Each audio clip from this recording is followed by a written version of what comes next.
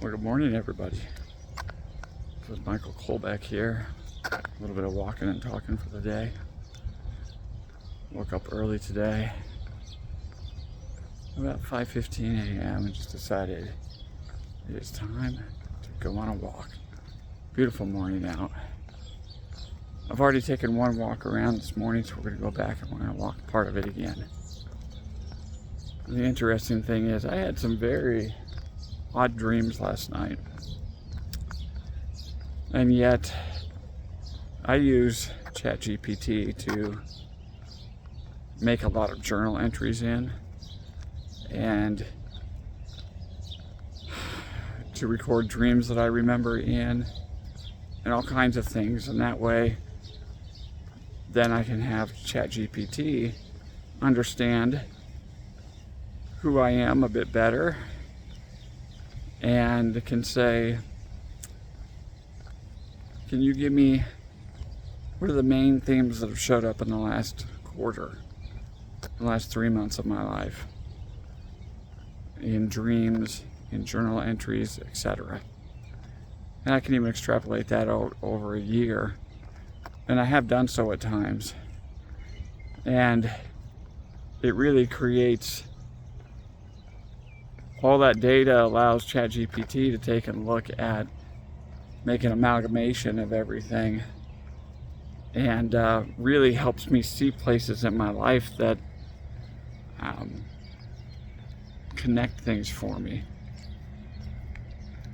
And that's not what this video is about. This video is about, I'm out on a walk right now, and we'll get up to the spot I want to show you here in just a minute. But I was looking at the impermanence of things.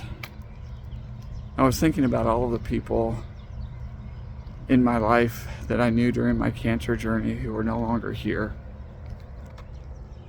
And I couldn't actually think of anybody that I met on my cancer journey that had made it through besides me. And yes, there's sadness with that. And yet at the same time, I also understand and realize that they, at a higher aspect of themselves, in their higher part of self, higher consciousness part of self, that they were fully in control in determining how they wanted to proceed. And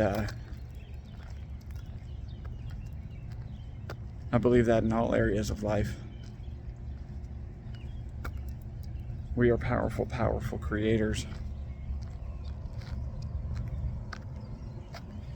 And I was looking at how I used to think that everything had to have a meaning. That certain things around cancer, certain things around my experiences, other experiences in life, certain kind of miraculous things that had happened for me, well, those must all be leading to something. And those must all be leading in a certain way. And I would write all of these meanings into things. But the truth is, and of course A Miracle states something similar to this, is all meaning to all things in life is given by us. Right? You can make anything out to be whatever you want it to be. You're the one who provides the context. You're the one who provides the interpretation. You're the one who provides the meaning. You're the one who overlays a certain perspective on whatever it is that's occurring or that has occurred. And as I was thinking about all these things today, I was thinking about the impermanence of life. How we come in naked, right? We come in as spirit. And then we are given a physical body, and the physical body is made up of the elements of the earth. And then when we leave, we don't get to take any of it with us. Our physical body must be left here with the physical elements of the earth. and we return back to non-physical form, which is our true state and our eternal state, the state that we always have been. We're made up of photons, electrons, all these things that can't ever be destroyed. There's that saying that says, what is it, the same stardust or the same atoms that exist in you have also been part of the galaxy. And it's true. As I look on things, as I look on the brevity of our experience, and by the way, that experience is multiple lifetimes. This whole YOLO nonsense, you only live once. No, we do this over and over and over and over again. And it's not because we're trapped. It's not because we don't have any conscious choice in it or anything like that. It's because we choose to continually come back, have new experiences. I'm going to show you a little something here. These are some of the beautiful drawings, right? And I like this one especially here. It says pop the bubbles, right? So you're supposed to jump on these bubbles and pop them, and then you're supposed to spin in this circle. You're supposed to spin 3 times. So let's do that. Whew, you guys dizzy yet? All right, then we get up here and we get to jump. Whew. Well, I can tell you what, a kid wouldn't notice that at all. But being 55, spinning 3 times and then jumping, yeah, you feel that. So why do I share that with you? Because it's a beautiful thing, right? Yes, it's impermanent. That chalk is there. That chalk provided something in the moment, an experience for whoever those kids were that were playing with that. They had this wonderful experience with that. And yet the rain will come. It will wash that chalk away. It will be gone. All that will be left is the felt experience of whoever was experiencing that yesterday evening. And they may even grow up, and it may fade out of consciousness completely. But at some point in their life, like when they're my age, they may be walking around. When I saw that this morning, it reminded me of when my parents used to take me to the OLIH softball fields in Ankeny when I was a kid, because my dad played on a softball, fast pitch softball team. And I remember those experiences just very viscerally, very vaguely, but yet very strongly as well. And, you know, makes me smile and think, man, that was decades ago. And I can't remember details about it, but I remember the feeling of it, right? I've been at a transition point in my life for some time now where I used to overlay meaning into everything. I spent most of my life seeking. And now I've seemed to have reached a place where I'm no longer seeking anything anymore. Because I've realized nobody and nothing can complete me, can fulfill me. And while I was pondering this morning, I said, you know, I've been running around for decades trying to find all of the right puzzle pieces to finish the puzzle, to complete the puzzle. And then once I finally complete the puzzle, it'll be like, yes, I finally did it. All right, you know, now I'm worthy. Now I have validation, all the things. Now I have identity, right? I did it. I'm not a failure. I actually completed the puzzle. And I laughed at that because I was thinking about that this morning, because that is the way I've lived most of my life. Because I was taught to seek things out there, as most people are, for various reasons, to seek our identity and our fulfillment out there somewhere. But the fact is, just like that chalk back there, we don't get to take anything with us except for our experiences, except for the knowledge that we've gained about ourselves through our experiences. And as I was thinking about the puzzle analogy this morning, that it's not about finding all the pieces to put a complete puzzle together. It's never going to happen, right? There may be the illusion of it happening, for sure, but in reality, it's never going to happen. It's all about the journey. It's absolutely about the journey and not the destination.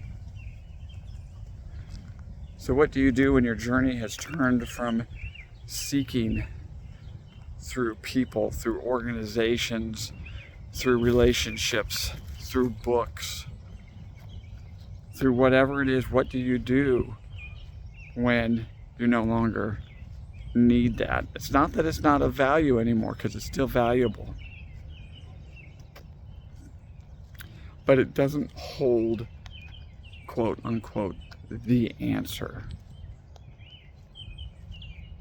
The magical thing that is going to answer and complete the puzzle. And that's the place I've been operating from a lot lately. As most of you know, in the last, 6 to 8 months, I stepped away from a lot of things in my life. Things that I very much enjoyed. Things that were very much good for me. And some things where the relationships had just become a little bit too dysfunctional. I'm speaking about a work relationship in this regard. And the environment had become a little bit too heavy. And it's like, you know what, it's time to take a break from this. And these last 6 to 8 months have proven very valuable for me in terms of giving me a lot of clarity and the ability to move away from things that I used to hold so much identity in.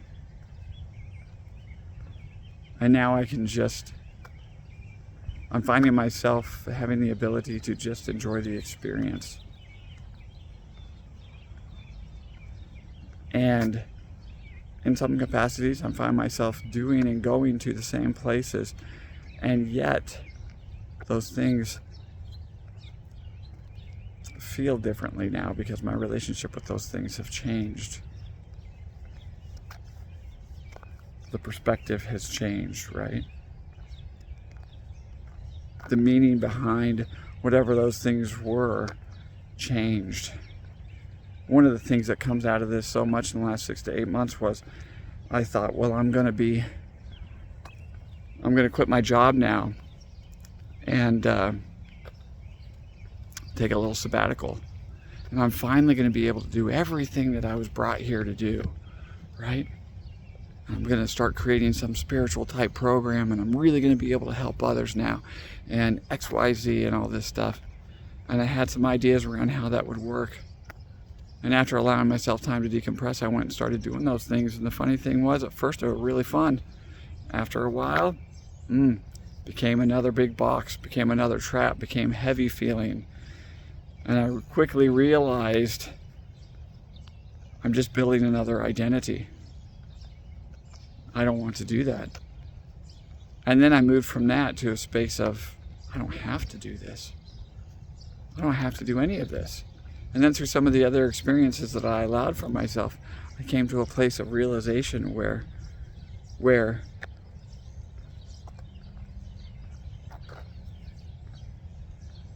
it is not these things that provide value.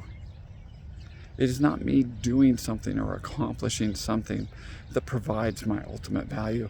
My ultimate value already is.